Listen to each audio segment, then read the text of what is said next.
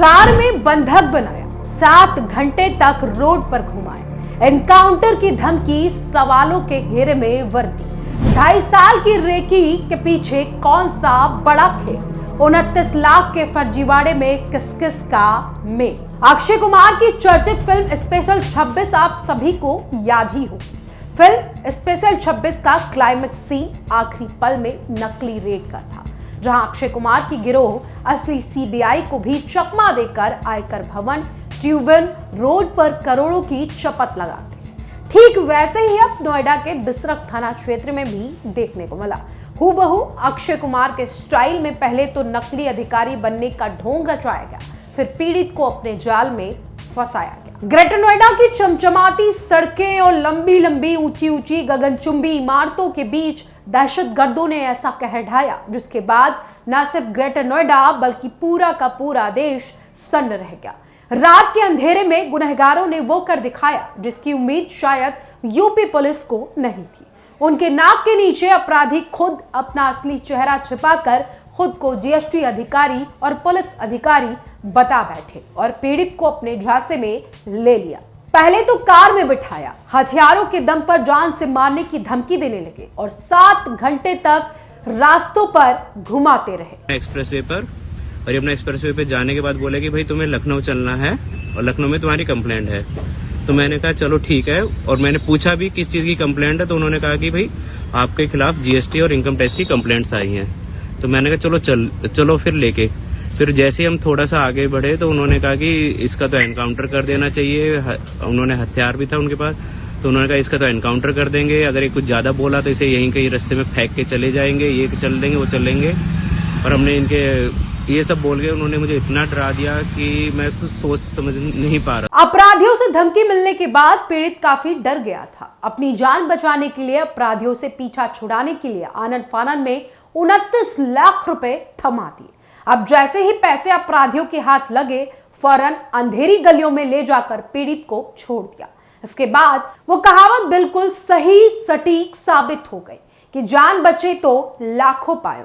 पीड़ित को भी ऐसा लग ही रहा था कि भागते भागते सबसे पहले किसी सुरक्षित जगह पर पहुंचना चाहिए, और उसने वही किया। बाद में जब अपराधियों ने और पैसे की मांग बढ़ाई तो धीरे धीरे मामले का भांडाफोड़ हुआ और बात पुलिस तक आ पहुंची। थाना बिसरख अंतर्गत आइजिन सोसाइटी निवासी संदीप कुमार, जो पेशे से जीएसटी कंसल्टेंट हैं, इन्होंने दिनांक 20/7/26 को इनके साथ, जैसा इन्होंने बताया था कि जब ये अपने घर से अपने ऑफिस एस एस्पायर सोसाइटी के लिए निकले थे तो वहाँ पर एक गाड़ी लगाकर कुछ लोगों ने इनको रोका और इनकी गाड़ी में बैठ गए और अपने को जीएसटी अधिकारी बताया। और इसके बाद इनके साथ ये लोग आगे बढ़े और इनको ये बताया कि आपके खिलाफ जीएसटी की शिकायतें हैं। इनको ब्लैकमेल किया और मुकदमे, फर्जी बिलिंग के मुकदमे की धमकी देकर कि आपके खिलाफ मुकदमा दर्ज हो जाएगा, आप जेल चले जाएंगे, इनसे ब्लैकमेल करके उसके एवज में पैसे की डिमांड की। और बाद में इनके द्वारा 29 लाख रुपए जो आपस में नेगोशिएशन से तय हुआ, आरोपियों के सहयोगी को उपलब्ध कराए गए। इसके बाद आरोपियों ने मैं गाड़ी इनको छोड़ दिया और फिर ये अपने घर आए। ये सूचना थी, इस पर थाना बिसरख में इनकी लिखित तहरीर के आधार पर अभियोग पंजीकृत हुआ था और इसके अनावरण के लिए उच्चाधिकारियों के निर्देशन में 5 से अधिक टीमों का गठन किया गया था जो लगातार काम कर रही थी।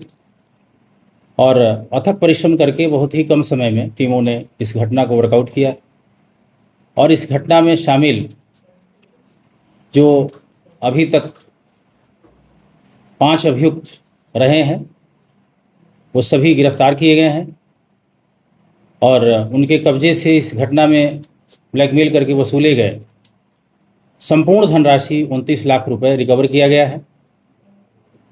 और इसी धनराशि में से कुछ धनराशि एक मुथूट कंपनी में जो कुछ ज्वेलरी गिरवी रख के पैसे उठाए गए थे, वो ज्वेलरी भी रिकवर की गई है। 2 गाड़ियां रिकवर की गई हैं, 7 फ़ोन रिकवर किए गए हैं। और इस घटना का जो मास्टरमाइंड अभियुक्त था ईशू उर्फ कशिश चौहान, पुलिस की वर्दी में था, वो पुलिस की वर्दी भी रिकवर हुई है। एक अन्य व्यक्ति जो दूसरा उसका सहयोगी राजेश कुमार था, जिसको दीवान नाम से लोग संबोधित कर रहे थे, यह व्यक्ति भी एक प्राइवेट फर्म में ड्राइवर कम पंप ऑपरेटर के रूप में ये काम करता है।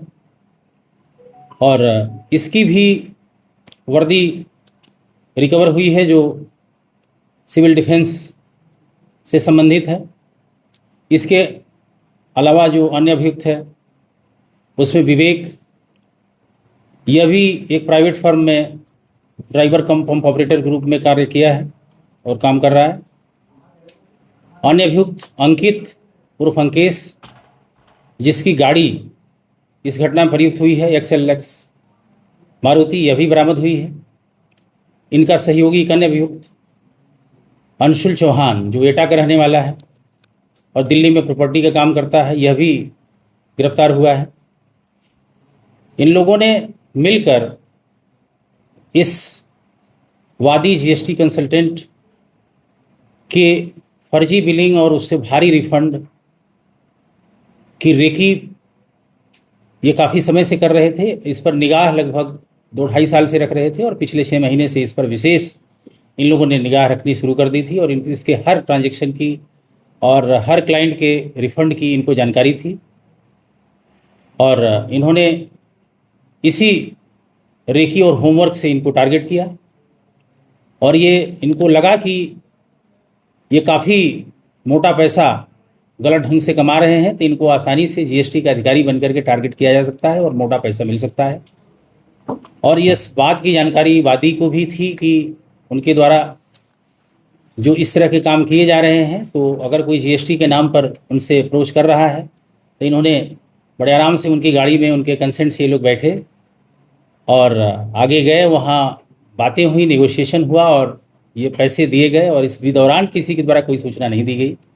बाद में जब ये पूरी घटनाक्रम होने के बाद ये लौटे, इसके बाद बहुत विलम्ब से सूचना दी गई और इस घटना में जो अभियोग पंजीकृत हुआ है उसमें पुलिस बहुत तत्परता से और सारे एविडेंसेस को कलेक्ट कर रही है और इसके गहराई में जाने के लिए सारे उपक्रम कर रही है।